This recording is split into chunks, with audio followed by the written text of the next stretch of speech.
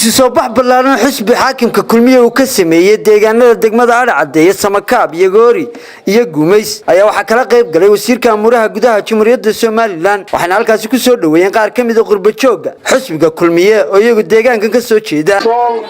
degmada yagoori guumays oo nimka taaganahay campaign-kii ama ololihii xisbiyada doorashooyinka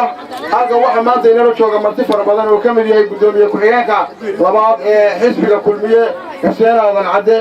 wasiirka arrimaha gudaha Yaasiin Xaaji Maxamuud Xiir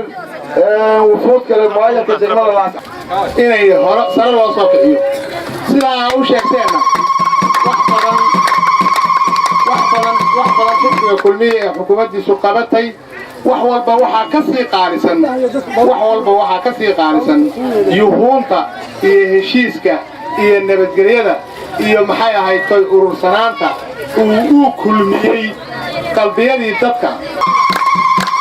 xisbiga kulmiye wax badan buu bedelay wajigii Soomaalida ahaan jirtay iyo sawirkaan jirtay iyo siyaasadeeda iyo dhaqankeedu sidoo ahaa buu bedelay wuxuu bedelay in loo siman yahay la wada leeyahay laga wada talinayo inna aanu awood ku sheegan karay reerna aanu qaab u ahayn waa xisbi qaran oo si qarannimo ah ugu talinaya dadka iyo dalka oo aan ciidana gaar وبرخ عمر أحمد وربانت قرن كجمهورية الصوماليلاند